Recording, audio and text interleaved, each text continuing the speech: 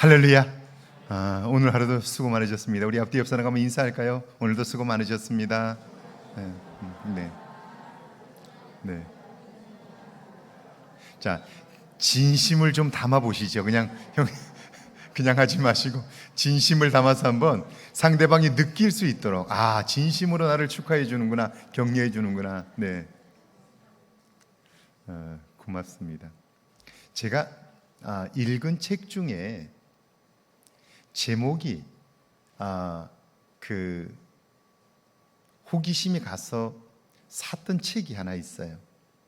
그 제목이 뭐냐면 별걸 다 기획하는 남자라는 제목의 책이에요. 제목 자체가 굉장히 제 호기심을 끄는 거예요. 별걸 다 기획하는 남자. 그러니까 도대체 뭘 기획하는데 별걸 다 기획한다고 하나 궁금해서 책을 사서 봤어요. 그리고 나서 제가 정말 은혜를 크게 받았어요. 이런 거예요. 여러분, 이제 나이 드신 분들은 명절이 되면 자녀들이 오잖아요. 그죠? 아들, 딸들이 오잖아요, 집에. 또 아직 젊으신 분들은 부모님을 찾아 명절에 가시잖아요. 그죠? 갔다 돌아올 때 어떤가요? 특별히 시댁을 다녀오는 며느리 입장에서 한번 생각해 볼까요? 명절에 시댁 갔다 오는 거 어떤가요? 기쁜가요? 아니면 힘든가요? 대체로 힘들다고 말이에요. 왜 힘들까요? 이유는 가서 힘든 일만 하다 오기 때문에 그래요. 아들들의 경우에도 가서 앉아 있다가 그냥 TV나 보다가 오는 거예요. 할 일이 없으니까요. 그러면 나는 TV 보는데 내 아내는 주방에서 먹을 걸 하느라고 고생해요. 그러니까 명절이 즐겁지 않은 거예요.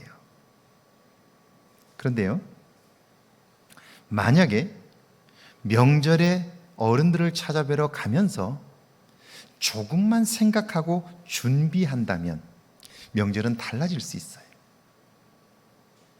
계속해서 명절에 갈 때마다, 시댁에 갈 때마다 힘들어하는 아내를 생각하면서 어떻게 하면 아내가 명절에 시댁에 가서 즐겁게 보낼 수 있을까를 생각했어요. 그리고 기획한 거예요. 기획이라는 게 거창한 게 아니에요. 이쪽 주머니에는 유술 한 판 집어넣고요, 이쪽에는 주사위를 하나 넣은 거예요. 그리고는 가서 어른들에게 이렇게 얘기했어요. 어머니, 아버지, 이번에는 먹는 거는 우리 간단하게 시켜서 먹고, 그리고 우리 서로 한번 재밌는 시간들을 가져보자고. 사실은 저희가 좀 부모님에게 용돈을 좀 드리려고 그러는데 봉투에 넣어 드릴 수 있지만 노력해서 버는 게 오래 간다고 그러면서 우리 윷놀이를 해서 저희가 풀 테니까 한번 벌어보시라고. 그리고 윷을 펼쳐놓은 거예요. 윷놀이를 하기 시작한 거예요. 누가 땄을까요? 몰라요. 윷은 몰라. 누가 딸지 몰라. 그러나 아들 며느리는 어른들에게 따게 해드리고 싶어서 윷을 지려고 놓는 거예요. 지려고. 그러니까 어때요? 어른들은 너무너무 신나하는 거죠. 너무 재밌는 거죠. 그리고 기분이 좋은 거예요. 두 분이 그냥 재미없이 살다가 아들 며느리가 와서 북적거리면서 아이들 손주들도 와서 옆에 와서 거들고 하면서 윷놀이를 하니까 너무 재밌는 거예요. 거기다가 돈을 따니까 또 너무 재밌는 거예요. 자, 사람은 기분이 좋으면요 모든 게 다 좋아 보여요. 며느리도 예뻐 보이고요, 다 그래요. 자, 몇 판을 했더니 이제 재미가 별로 없는 거예요. 그 다음에는 이제 주사위를 꺼낸 거예요. 주사위를 꺼내가지고 주사위를 던지기 시작한 거예요. 하나만 던지면 별로 재미가 또 없어요. 그러니까 어때요? 두 개를 넣고 동시에 던져요. 세 개를 넣고 동시에 던지기 시작하는 거예요. 조금씩 변화를 준 것뿐인데 그 명절은 너무나 모든 사람이 다 행복해진 거예요. 밥 먹을 시간에 할 일이 없으니까 밥 먹어야지 이렇게 말했던 시아버지가 야야, 이제 TV 그만 보고 또 한 판 해야지 이렇게 되는 거예요. 그러니까 그 명절은 너무너무 행복하게 모두가 다 즐겁게 보내고 그리고 헤어진 거예요. 여러분, 여러분의 미래의 시간을 낮게 살기 위하여 여러분 저축하지 않나요? 준비하지 않나요? 그러시죠? 저금하잖아요. 미래를 위해서 준비하는 거예요. 기획하는 거예요. 그런데 돈보다 더 중요한 여러분의 관계를 위해서 얼마나 준비하시나요? 남편과 아내가 함께 살면서 서로의 즐거움을 위해서 얼마나 기획하시나요? 준비하시나요? 그냥 덤덤하게 살아가고 있지 않나요? 준비하지 않으면 삶은 신선해지지 않고, 신선해지지 않으면 삶은 무기력해지고 서로를 향해서 원망이 생기고요. 그리고 감동이 없으면 살면 살수록 점점 기쁨도 잃어버리게 되는 거예요. 그러니까 관계에 있어서 서로의 변화를 위해서 준비하는 일들은 너무너무 중요한 거예요. 생각하고 준비하고 서로를 위해서 준비하고 해가는 일들이 얼마나 중요한지 모르는데, 제가 보니까 결혼한 이후에 서로를 위해서 준비하지 않아요. 누가 이런 이벤트를 했대 그러면 난 그거 못해 그리고 말아요. 근데 그게 사는 기간이 너무 긴 거예요. 결혼해서 사는 기간이 너무 긴데 서로 얼굴만 쳐다보며 살기에는 너무나 지루한 거예요. 서로 노력하는 일이 중요하고 준비하는 일들이 중요한데, 제가 보니까 거의 준비하지 않아요. 혹시 제가 지난 주일날 이야기했는데 목사님 한 분이 저희 가정을 찾아온다고, 그래서 하룻밤을 같이 지내게 된다고 그렇게 제가 말씀을 드렸는데, 목사님들은 뭐하고 노나 그런 궁금한 생각들이 드시는지 모르겠어요. 근데 만나기 전에 함께 만나서 뭘 할까를 생각하고요, 조금만 준비하면 얼마나 즐거운지 몰라요. 이번에 주일 저녁을 함께 보내고 월요일날 우리 군산에 가서 걷고 그리고 음식도 같이 먹고 그랬는데요, 그날 밤에 기획된 시간들, 물론 곡을 정하고 그러진 않았는데요, 모여서 함께 모이면 함께 찬양하고 같이 노래를 부르고 하는데, 조금만 준비하고 관심 가지고 함께 하면 그 시간이 얼마나 즐거운지 몰라요. 저희가 의도한 건 아닌데 저희가 함께 모여서 찬양도 부르고 그리고 함께 즐거운 노래도 부르고 했는데, 한 곡 정도를 녹화를 한 게 있는데요, 한번 보시겠어요? 이렇게 논다고요? 네. 찬송가도 여러 곡을 부르고요, 그리고 함께 화음을 맞추려고 노력하면서 시간이 가도 즐겁고, 그리고 그 즐거움이 있기 때문에 다시 또 만나고 싶고, 헤어질 때는 아쉽고, 그리고 다음번에는 우리 각자 좀 준비해 가지고 오자고, 즉시 하니까 조금 소리가 화음이 안 좋은데 미리 연습을 좀 해 가지고 오자고. 그래서 연습을 또 하면서 부부가 함께 같이 마음을 모으고, 이렇게 기획하면요 삶이 풍요로워져요. 그리고 그런 삶들이 쌓이면 함께하는 추억들이 많아지기 때문에 함께 이야기할 거리들이 많아져요. 제가 이렇게 얘기하면 아이고 난 그 인간 때문에 안 돼 이렇게 생각하는 분들이 계세요. 그렇지 않아요. 우리가 관심하고 기도하는 내용이 항상 우리 경제적인 문제만이 아니라 삶을 좀 더 풍요롭게 살기 위해서 기도하고 하나님의 지혜를 얻기 시작하면 우리의 삶은 정말 풍성해질 수 있어요. 제가 늘 이야기하지만 여러분, 살면서 여러분은 다 알고 있어요. 음식은 무엇을 먹느냐보다 더 중요한 게 누구와 먹느냐 하는 거예요. 우리는 지금까지 무엇을 먹을 거냐에만 관심했어요. 그게 얼마짜리냐, 맛있냐, 소문난 집이냐, 이것만 관심했어요. 그것보다 더 중요한 건 누구와 먹느냐 하는 거예요. 아멘이시죠? 예, 그럼요. 여러분 사돈들과 함께 식사해 보셨잖아요. 사돈들과 만날 때는 항상 최고급 집으로 가요. 그 음식이 맛있던가요? 불편하고 어렵잖아요. 그러니까 아무리 비싼 음식도 맛을 못 느끼잖아요. 그런데 보기만 해도 좋은, 함께 있으면 행복한 사람과 함께 음식을 나누면 떡볶이를 먹어도 그렇게 맛있고요, 그 음식이 오래 간다고요, 기억된다고요. 아멘이시죠? 자, 부부가 살아가면서 점점 무덤덤해지는 것은, 그리고 소 닭 보듯 관계가 되는 것은 그것은 서로 익숙해졌기 때문이기도 하지만 서로를 위해서 노력하지 않기 때문에 그런 거예요.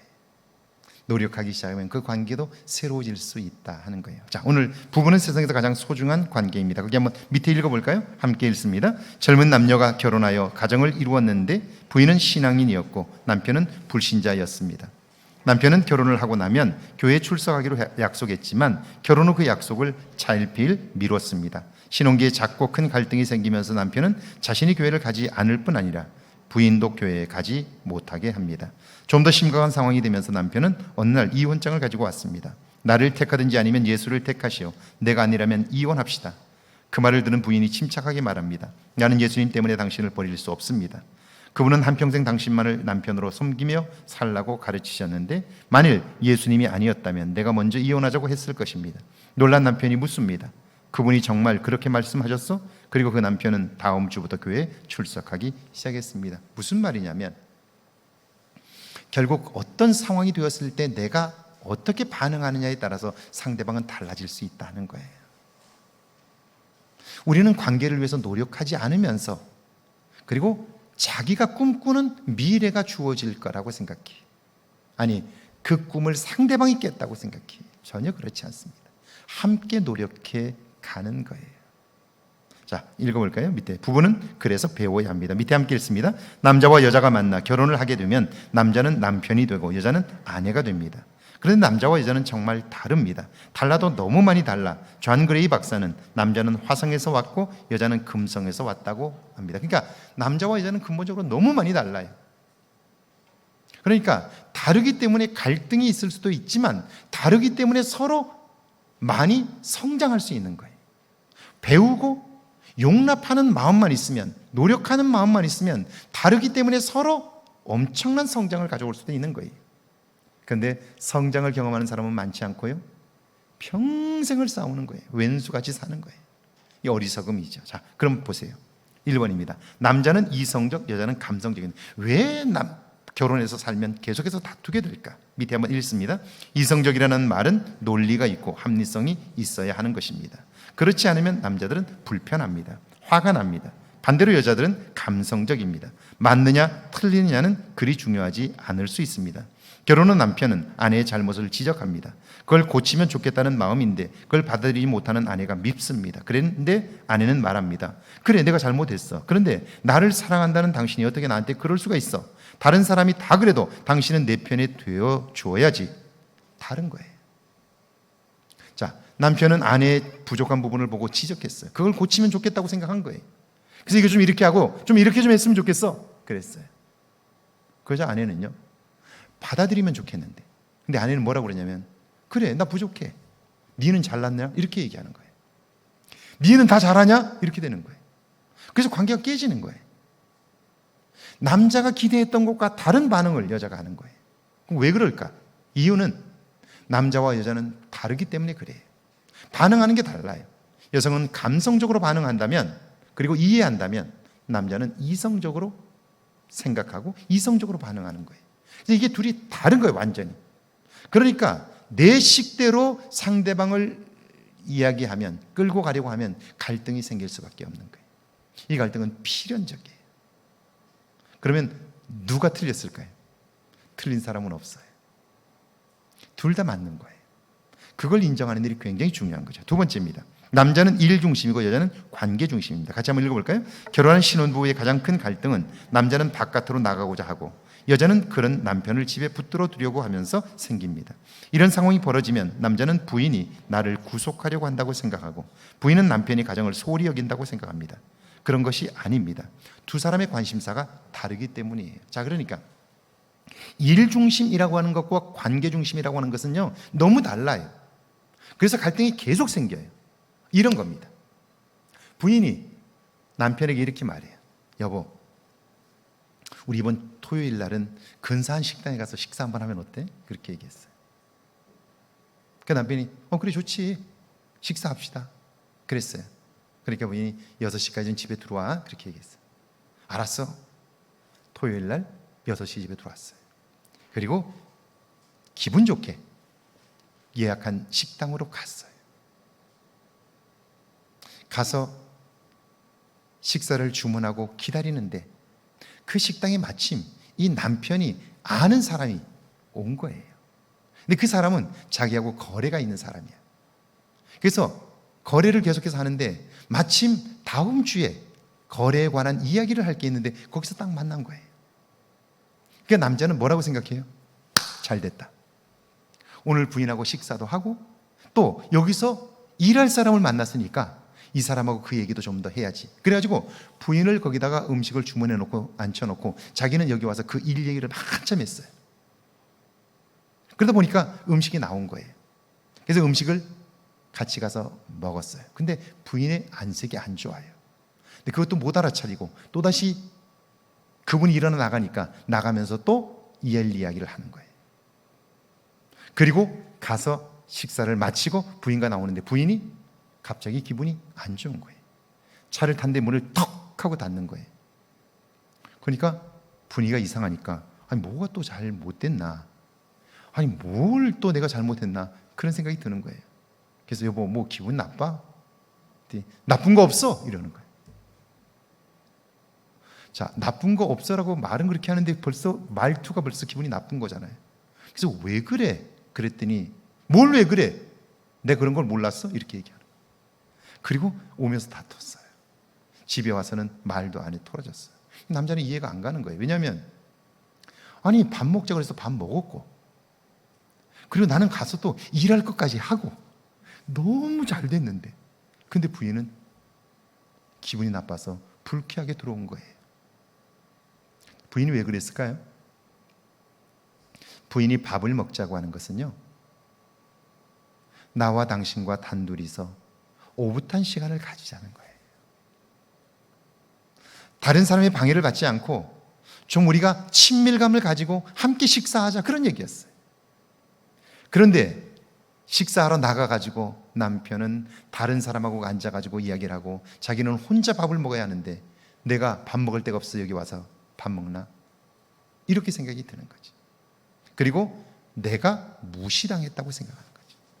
여기까지 와서 내가 혼자 밥을 먹어야 되나? 이 생각이 드니까 속이 상한 거죠. 왜 그래요? 관계 중심이기 때문에 그래요. 근데 그런 아내를 남편은 몰라요. 왜냐하면 남편은 일 중심이기 때문에 그래요. 아내가 요구한 그 일도 내가 잘 들어줬고 여기서 또 돈 버는 일까지 했으니까 야 신난다 이렇게 생각하는 거예요. 서로 갈등이 생길 수밖에 없는 거예요. 노력하지 않으면, 배우지 않으면 부부는 점점 왼수가 되어갈 수밖에 없는 거죠. 세 번째입니다. 남자는 두갈식, 여자는 미갈식이에요. 밑에 한번 읽어볼까요? 함께. 결혼 후에 남편이 이해하지 못하는 것이 있습니다. 그것은 부인이 친구와 1시간씩 통화합니다. 그리고 전화를 끊을 때 꼭 이렇게 말합니다. 그래, 일이 있어서 끊자. 나머지 이야기는 만나서 하고 1시간이나 했으면 됐지. 뭔 말이 할 말이 그렇게 많아. 남편은 아내의 그런 행동이 쓸데없는 일이라고 여깁니다. 그런데 아닙니다. 두 사람이 다툴 때 남편은 항상 이렇게 말합니다. 그래서 결론이 뭐야? 그러면 아내는 말합니다. 결론이 뭐가 중요해? 다른 거예요. 완전히 달라요. 부인이 속상하다고 이야기할 때 이런저런 이야기를 늘어놔요. 그러면 남자들이 그걸 못 참고 뭐라고 그래요? 아, 그래서 결론이 뭐예요? 결론이 이렇게 얘기해. 부인은 화를 버럭 냅니다. 아, 결론이 뭐가 중요해? 내가 지금 속상하다는 얘기를 하는 건데 이렇게 얘기해. 답답하잖아. 답답해. 왜? 남자는 결론을 먼저 듣고 싶어요. 근데 여자는 결론이 아니라 내 지금 감정을 알아달라는 거예요. 다른 거예요. 전혀 달라요. 그러니까 부인이 자기 이야기를 할 때에 내 상한 마음들을 이야기하는 건데 그걸 들어주면 되는데 남자들은 못 들어줘요. 왜냐하면 일단 결론을 알고 싶은 마음이 조바심이 생기는 거예요. 그래서 끝까지 못 들어주는 거예요. 자, 그렇다면 서로 남편과 아내가 남자와 여자가 다르다는 걸 알면 부인도 이렇게 하면 돼요. 여보, 지난번 당신이 이렇게 얘기했던 것처럼 내가 참 속상했어. 결론이잖아요. 속상했다는 얘기를 하는 거잖아요. 나 속상했어. 속상해서 지난 한 주간 동안 이런 생각도 들고 저런 생각도 들고 이런 마음도 들고 이런 마음도 들어서 정말 힘들었어. 아, 나 정말 마음이 너무 무거웠어. 어려웠어. 자, 이렇게 내 감정을 이야기해가면 좋아요. 근데 남자와 여자가 다르다는 걸 알지 못하니까 계속해서 내 방식대로만 고집하는 거예요. 남자는 계속해서 결론이 뭐야 그래서 결론이 뭐가 중요해? 끝이 없는 거예요. 거기다 한번 감정이 상하고 나면요, 상대방에 대한 판단이 서버려요. 저 인간은 말이 안 통해, 자기밖에 몰라. 이렇게 되면 그다음부터는 마음을 닫기 시작하는 거예요. 대화를 하면 그때부터는 다투기 시작하는 거예요. 싸우기 시작하는 거예요. 아니면 일방적으로 한 사람이 참는 거예요. 이건 건강한 관계가 아니죠. 함께 관계가 성장하지 않는 거죠. 그러니까 배워야 되는 거죠. 근데 우리는 배우려고 하질 않는 거예요. 제가 결혼하는 부부들이 제게 주례를 부탁하러 오면 제가 꼭 선물을 해요. 책을. 근데 두 권은 꼭 선물을 해요. 책 선물을 두 권은 꼭 해요. 하나는 남자와 여자가 얼마나 다른지, 그리고 그 남자와 여자가 다른 상황에서도 어떻게 결혼해서 관계를 아름답게 가꿀 것인지, 화성남자 금성여자의 관계 지키기라는 책 한 권하고, 또 하나는 결혼하면 이제 부부관계들을 해갈 텐데 성생활에 관해서 한 번도 생각해 본 적이 없어요. 준비해 본 적이 없어요.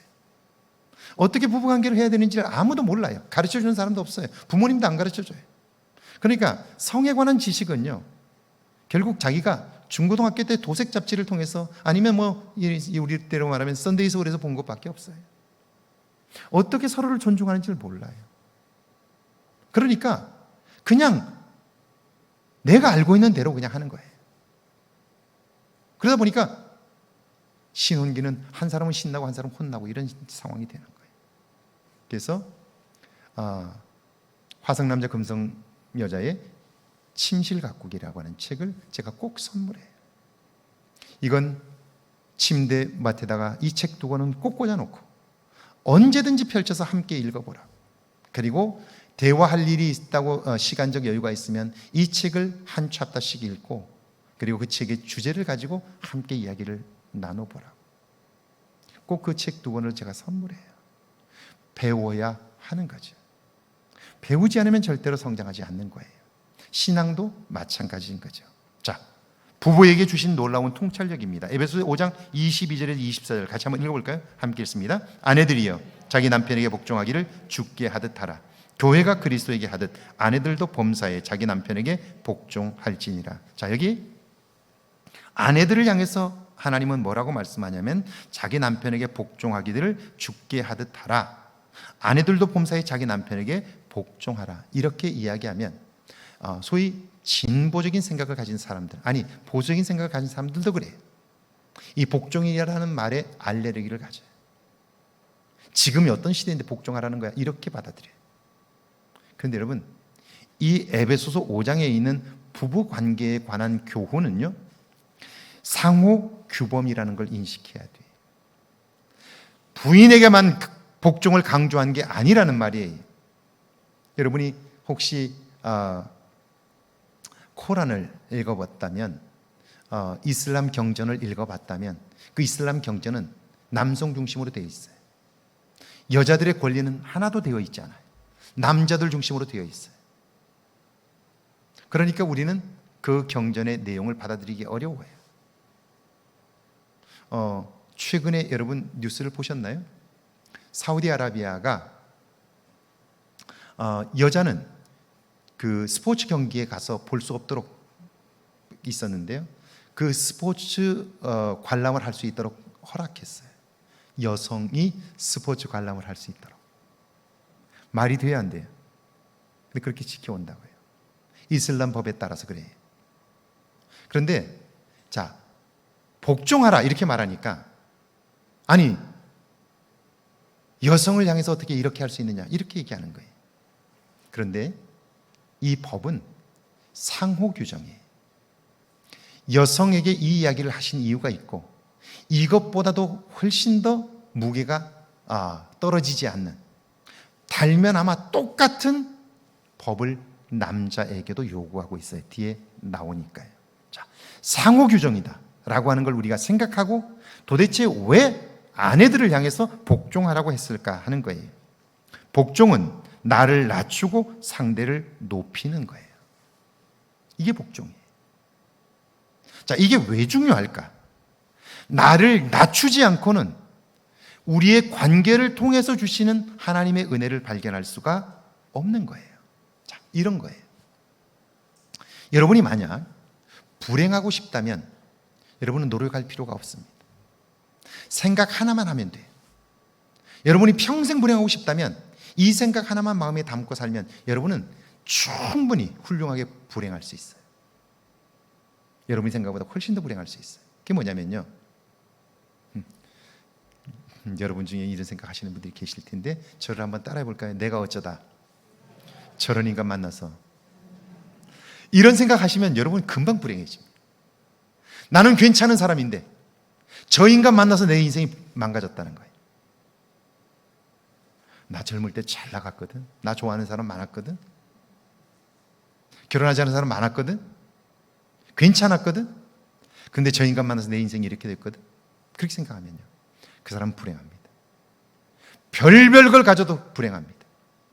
반대로, 아이고 나 같은 것이 어떻게 저런 아내를 만나서 사나, 내가 무슨 복이 많아서 저런 사람을 만나 살지, 이렇게 생각하면 그 사람은 행복합니다.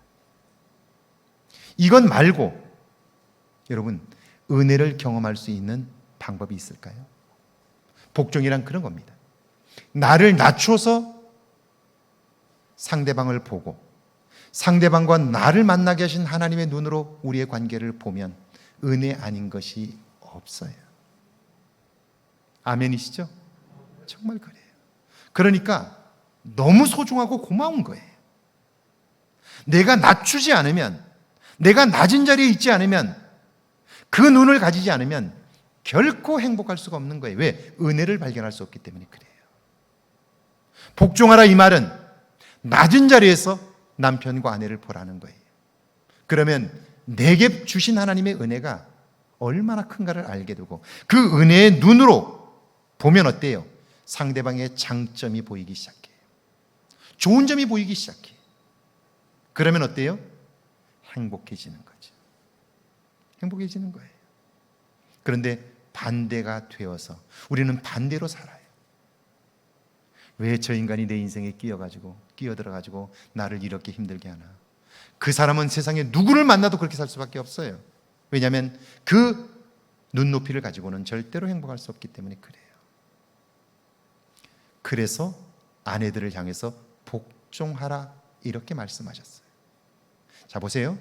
이게 교회와 예수님과 우리와의 관계에서 어떻게 적용되는가를 한번 보세요. 자, 성경은 이렇게 말해요.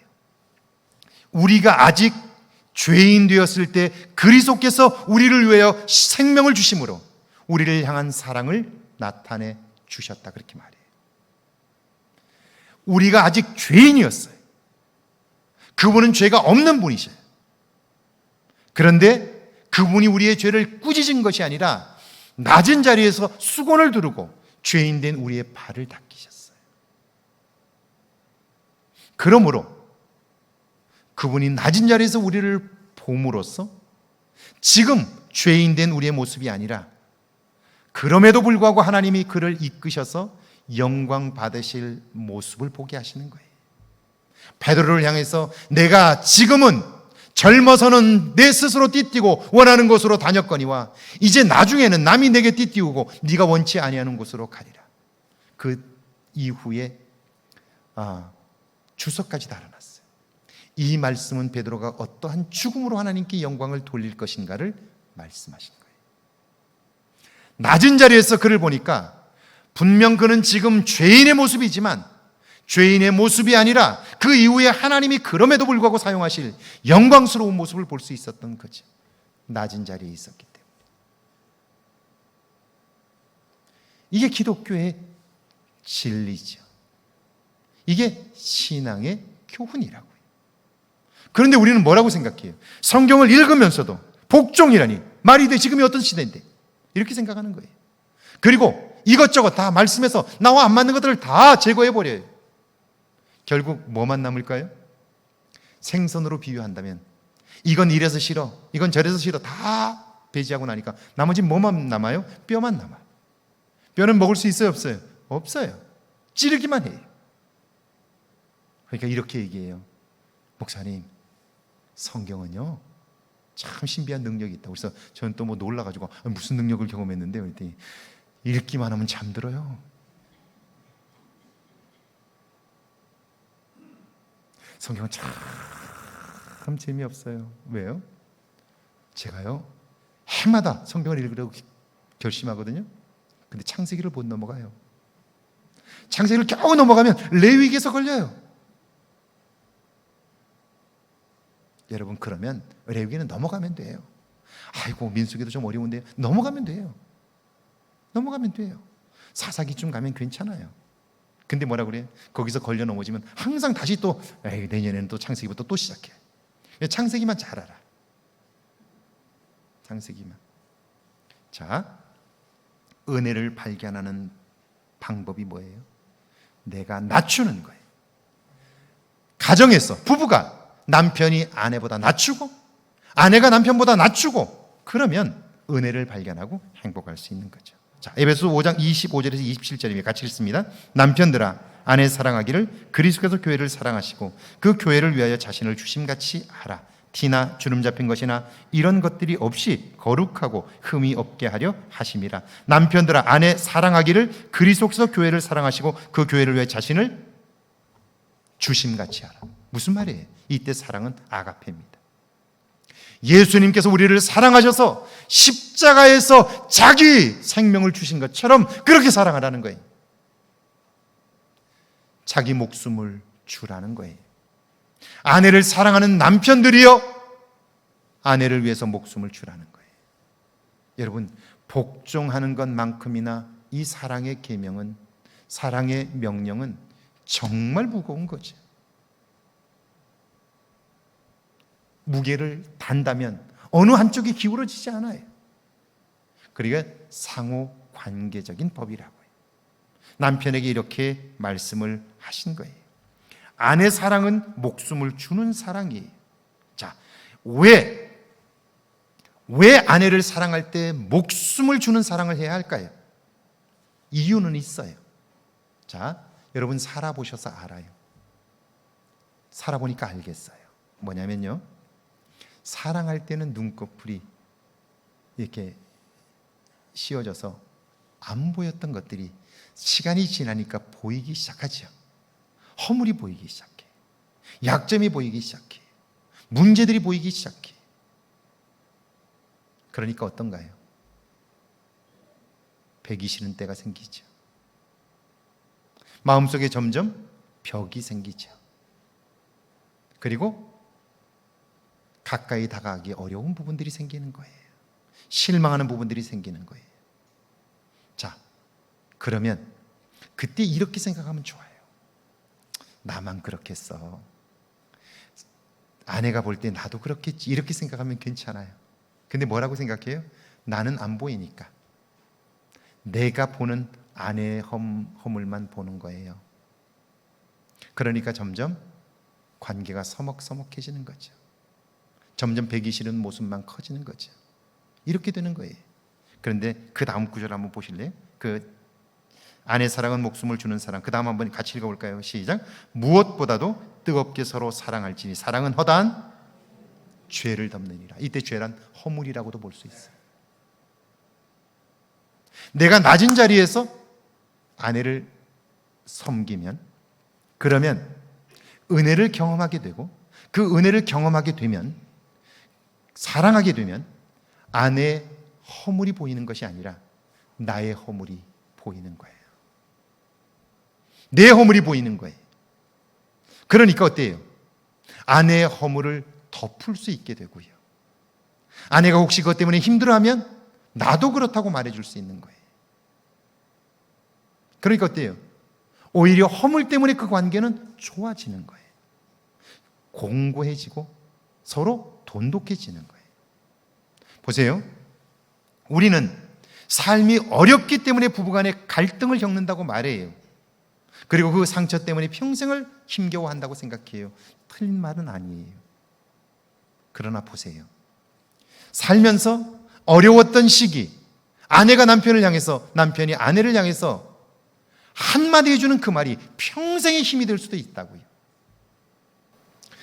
저는 우리 교회에 와서, 우리 교회가 좋은 교회라고 제가 여러 차례 이야기하는데, 우리 교회에 와서 정말 만난 너무나 큰 믿음의 분들을 봤어요. 몇 분들을 봤어요. 그리고 우리 교회 안에서 제가 목회를 오랫동안 했잖아요. 그런데 한 번도 만나지 못한 분들을 우리 교회에 와서 만났어요. 그 첫 번째 분을 꼽는다면 조병혜 권사님이세요. 조병혜 권사님 아세요? 잘 모르세요, 이쪽 동네는? 네.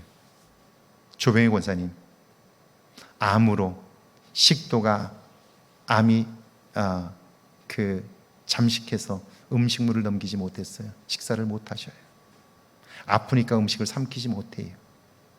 그러나 아직 건강하시기 때문에 식도를 뚫고 음식물을 집어넣으면 사셔요. 근데 안 드시는 거예요. 안 드시는 거예요. 그러니까 자녀들이 와서 어머니 왜 그러시냐고, 음식 드시라고, 병원에 입원해서 여기 목을 뚫고 식도로 음식을 넣자고 권사님이 노 하시는 거예요. 그러니까 너무 급하니까, 제가 그때 장례식이 있어서 화장장에 있었는데 급히 전화가 막 들어와요.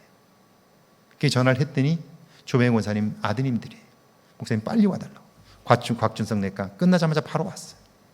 권사님 누워 계시고 아들들이 막 발을 동동 굴러요. 어머니 빨리 전북대 병원으로 가시자고, 입원하시자고, 뚫러서 빨리 음식 드시자고. 음식을 못 드시니까요. 근데 조병혜 권사님이 이렇게 말씀하세요. 목사님, 제가 말씀드렸죠. 저는 살 만큼 살아봤습니다. 이제 목숨을 연명해서 산다고 해도 더 이상 기대할 것은 없습니다. 살아봤습니다. 저는 더 이상 연명 치료하지 않고 하나님의 부름을 받겠습니다. 이렇게 얘기해요. 여러분, 그런 분 보셨나요? 나이가 몇 살이 됐든 살겠다고 아우성을 치다가 마지막 삶을 마감하는 게 우리의 모습 아닌가요? 그런데 이분은 아니에요. 분명히 목을 뚫으면, 음식물을 넣으면 오래 한참을 더 사실 수 있어요. 그런데 아니라고. 나는 이대로 하나님의 부름을 받겠다고 그래요. 내게 유일한 소원이 있다면 목사님, 나는 기쁘게 하나님에게 가는 것입니다. 다른 소원은 없습니다. 그래요. 제가 이 교회에 오지 않았다면 이런 분을 어떻게 만나겠어요? 또 한 분, 우리 권사님이셔요. 남편이 평생을 일하고 그리고 이제 은퇴하셨어요. 남편이 오셔가지고, 아이고 나 이제 뭐하지? 이제 뭐하지? 아이고 나 이제 뭐하지? 할 것도 없는데, 그렇게 얘기를 했대요. 근데 우리 권사님이, 여보 평생 돈 버느라 고생했는데 뭘 또 하려고 그러냐고. 이제는 집에서 편히 쉬라고. 내가 밥해 먹일 테니까, 하루에 3끼씩 내가 꼭 꼬박꼬박 밥해 먹일 테니까 걱정하지 말고 편히 쉬라고. 그렇게 얘기하셨대요. 그런 권사님을 제가 이곳에서 만날 수 있었다는 건 제가 얼마나 목회하면서 복인지 몰라요. 자, 그 말을 할 수 있는 것이 돈의 문제였을까요? 아니에요. 돈의 문제 아니에요. 그 마음을 가지고 살 수 있다는 건 그 어떤 것으로는 되지 않아요. 그 속에 은혜가 없으면 안 돼요. 여보 괜찮아, 평생 고생했잖아, 이제는 편히 쉬어, 집에서 편히 좀 쉬어, 내가 하루 3끼씩 다 해서 먹일게. 그 이야기를 할 수 있는 분들이 얼마나 될까요? 자, 여기 오늘 상대방의 허물을 덮을 수 있는 능력은 바로 뜨겁게 사랑하는 거예요. 오늘 부부가 그 사랑을 가지고 살면 허물을 덮을 수 있게 되고요, 자기 허물을 볼 수 있게 되니까요, 그 관계는 정말 단단해지는 거죠. 어려운 시기 격려해 준 한마디가 평생 고마운 마음으로 남을 수 있는 것과 마찬가지죠. 에베소서 5장 31절 32절입니다. 같이 한번 읽습니다. 그러므로 사람이 부모를 떠나 그의 아내와 합하여 그 둘이 한 육체가 될지니 이 비밀이 그도다. 자, 결혼해서 살면서 두 사람이, 전혀 다른 두 사람이 만나, 남자와 여자가 만나, 전혀 다른 성성의 사람이, 존재가 다른 사람이 만나 하나가 되는 비결, 그게 뭘까요? 그것은 복종하는 것이고 사랑하는 거예요. 이것 말고 다른 것은 없는 거예요. 진정으로 복종하고자 할 때, 진정으로 뜨겁게 사랑하고자 할 때 두 사람은 다른 것을 넘어 하나가 될 수 있게 되고요. 하나가 될 때 비로소 그 두 사람을 통한 하나님의 계획들이 드러나기 시작하는 거예요. 그리고 정말 행복하게 살 수 있어요. 제가 목회를 하는 동안 이렇게 사셨던 한 부부, 딱 한 부부를 봤어요. 제가 목회했던 교회의 권사님 부부였어요. 어느 날 급히 전화가 왔어요. 목사님 빨리 좀 와달라고. 그래서 제가 급히 갔더니, 노인 아파트에 사셨는데 급히 갔더니 남편이 오랜 병 치료를 하셨는데, 그런데 깨끗하게 목욕을 하셨어요. 그리고 소파에 기대고 앉으셨어요. 가보니까 벌써 숨이 거칠어지고 오래 못 사시겠다는 생각이 들어요. 권사님이 아침에 일어나셔서 기도했는데 하나님께서 그런 마음을 주셨나 봐요. 이제 얼마 못 산다, 그런 마음을 주셨나 봐요. 그러자 남편에게 이렇게 얘기했대요. 여보, 내가 보니까 당신 얼마 이제 시간이 안 남은 것 같아. 그러면서 당신 나와 함께 살아줘서 너무 고마워. 내가 당신과 살면서 좋았던 일들이 너무너무 많고 당신과 헤어지는 것이 너무 안타깝지만, 그러나 우리는 하나님 앞에 가서 다시 만날 거잖아. 그러니까 두려워하지 마. 그리고요, 내가 마지막으로 당신 깨끗하게 한번 씻겨주고 싶어. 그리고 그 남편을 목욕실로 데리고 들어가서 옷을 다 벗기고, 자기도 옷을 다 벗고, 그리고 깨끗하게 몸을 닦아주고 꼭 안아줬대요. 나와 함께 살아줘서 너무 고맙다고. 당신과 함께 사는 시간들이 너무나 행복했다고. 그리고 다 닦여주고 입지 않던 새 옷을 입혀가지고 앉혀놓고 예배를 드리자고 저를 오라 한 거예요. 그리고 마지막 그분은 의식을 잃었고 병원에 가서, 노을사이드 하스피탈 병원에 가서 결국 산소호흡기를 마지막 떼고 장례를 제가 했어요. 자, 제가 장례를 마치고 나서 그 남편을 그렇게 사랑하는 분을 보냈으니까 그 권사님은 어떻게 사실까 걱정되잖아요. 그런데요, 그 권사님은 장례를 딱 마치고 나서 너무너무 기뻐하는 거예요. 뭐라 그런지 아세요? 내가 이렇게 행복하게 살 수 있었던 것은 하나님의 은혜입니다. 이 땅에서 그와 함께 행복하게 살았고, 이젠 더 이상 그와 함께 했던 사랑 때문에 이제는 더 이상 사랑에 관한 갈망이 없습니다. 그렇게 얘기해요. 그리고 그날부터 기쁘게 사시는 거예요. 얼마나 밝게 사는지 몰라요. 잘못하면 오해하게 생겼어요. 남편 죽고 나니 저렇게 기뻐한다고 오해하게 생겼어요. 그런데 그게 아니에요. 남편과 함께 사랑했던 시간이 너무나 행복했기 때문에 난 더 이상 이제 바랄 것이 없다고요. 그리고 마지막 하나님이 주신 시간만큼 행복하게 사는 거예요. 그런 분들을 제가 평생에 만날 수 있었다는 건 얼마나 큰 복인지 몰라요. 그 할머니 할아버지가 제가 지난번에 소개했던 K-팝 스타 시즌3를 우승했던 버나드 박의 할머니 할아버지예요. 자, 여기 한번 보실까요? 결국 떠남으로부터 하나 되는 거예요. 부모를 떠나 그 육체가 하나가 되는 거예요. 이 비밀이 크도다. 떠나지 않으면 안 돼요. 뭘 떠나야 될까요? 자, 여자라고 하는 한계, 남자라고 하는 한계를 떠나야 돼요. 어떻게 떠날 수 있어요? 믿음으로 떠날 수 있지. 은혜를 채움으로써 나의 한계를 떠나는 거예요. 벗어나는 거예요. 넘어서는 거예요. 말씀에 순종함으로써 나의 한계를 넘어서는 거예요. 그럴 때 비로소 하나가 될 수 있는 거예요. 경제적으로도 독립해야 하지만 정신적으로 독립해야 되고 정서적으로 독립해야 돼요. 제가 많은 경우 부모들이 자녀를 망치는 것 중에 하나가 경제적으로 독립을 시키지 않아요. 잘한다고 하는데 자녀들을 망쳐요. 여러분, 떠나보내야 돼요. 경제적으로. 경제적으로 지원하면 할수록 계속해서 좌지우지하게 돼 있어요. 틀림없어요. 그래서 자녀들이 엉망이 되는 거예요. 경제적으로 떠나야 돼요. 정서적으로도 떠나야 돼요. 그래야 독립적인 존재로 하나님 앞에 세워질 수 있는 거예요. 그리고 세상에서 가장 귀한 존재가 나이며 동시에 하나님이 내게 보내주신 배우자임을 알게 되고요. 그 관계를 통해서 하나님은요, 이 땅에 누구도 경험할 수 없는 신비한 일들을 경험하게 하는 거예요. 아멘이시죠? 이쪽 동네는 부러워서 아멘을 안 하시나요? 아멘이시죠? 진심으로 그래요. 이렇게 순종하며 살면 정말 눈이 멀어요. 눈이 멀어요. 그리고 눈이 멀면 행복해요. 제가 아내에게 가끔 이런 얘기를 해요.